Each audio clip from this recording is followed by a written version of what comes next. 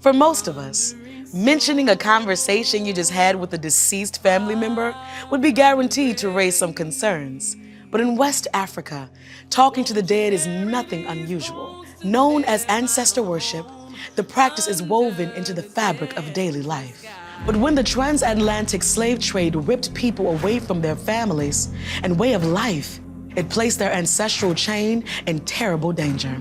To protect it, they turned to religions like hoodoo, which restored their access to the spirits despite being so far away from home.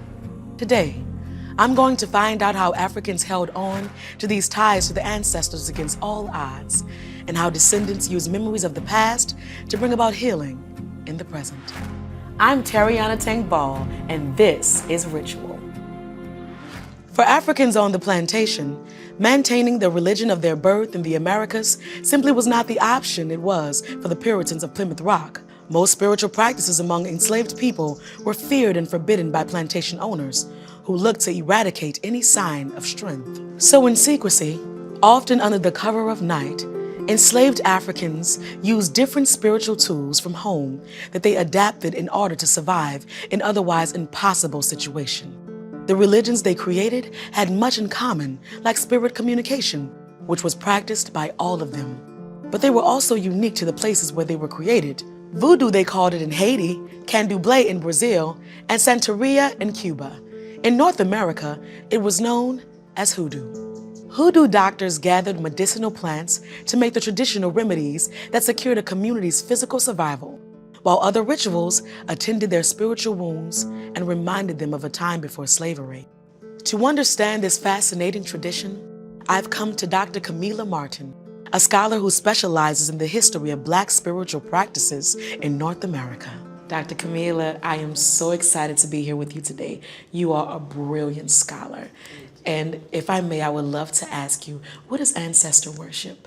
So simply put, ancestor worship is the reverence and celebration of our literal ancestors, those who came before us in our family lineage. More broadly, it's a part of a collection of spiritual and healing traditions that have come to the United States by way of the transatlantic slave trade. So ancestor worship is part of a larger collection of spiritual traditions of the United States, popularly known as conjure or hoodoo. We want to be sure to keep the memory of our ancestors alive. And so when we continue to call their name, when we continue to celebrate them. Pull strength from that. Absolutely. And that's why it's mixed with the word worship. Because when I hear worship, you know, we tend to get a little funny about that. Absolutely. Because, you know, we were brought up to worship nothing but God. So when you put ancestors in front of it, but the way that you break it down, it makes it special because they are more closer to the divine than we are in this physical realm. We might call them our guardian angels, right? To make it a more palatable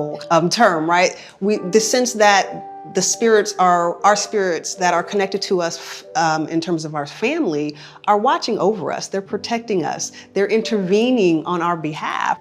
What exactly is hoodoo? I like to say it's a system of healing and harming that came over with our enslaved ancestors. Well, when we think about the horrific experiences of our ancestors, you know, coming across the Atlantic, enduring bondage and dehumanization, all that they had was their spirituality. And so to survive something like that, right, you have to call on a higher power.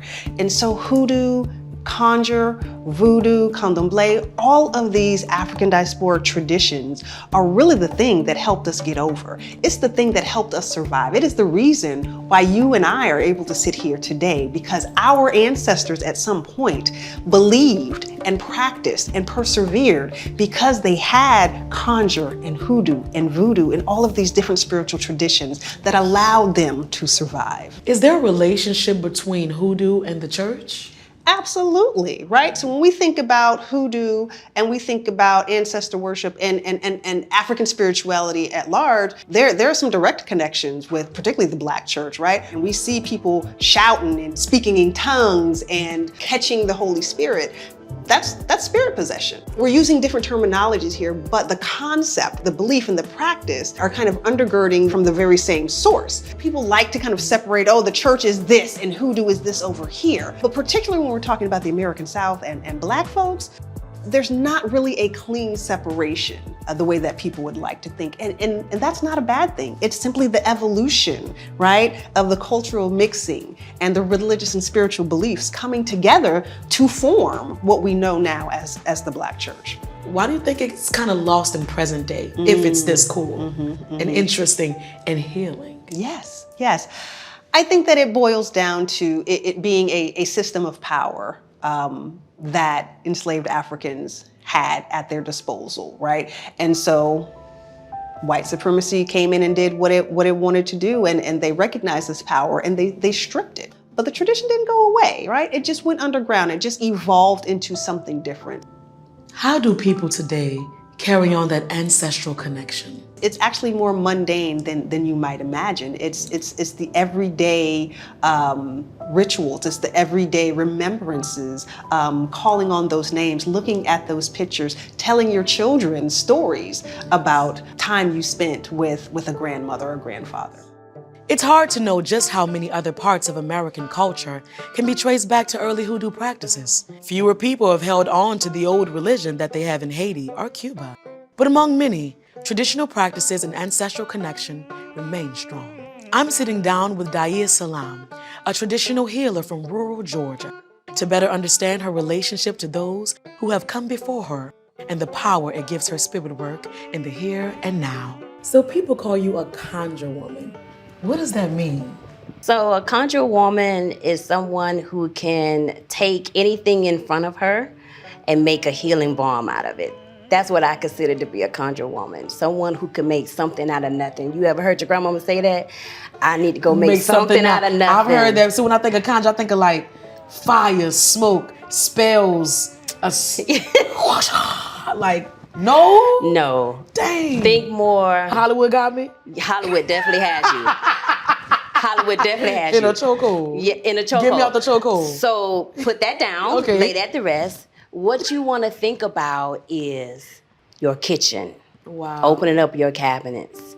You want to think about what's in your cabinets. You want to think about when you don't feel well and your grandmother's making that chicken noodle soup and she's praying over the soup as she's stirring it. You want to think about the spices she uses, the herbs she uses. You want to think about her going out in her backyard, pulling out onions to put into the soup. That's what you want to think about when you think about a conjure woman. How do you practice ancestor worship? Well, one way is by having them on display. So at home, I have an altar just for my ancestors. And on that altar, you will see every one of these pictures, as well as any obituaries or relics of my ancestors that I have kept, whether it's a necklace or a Bible or anything that brings me close to them. And so each week, I have dedicated Sunday to them.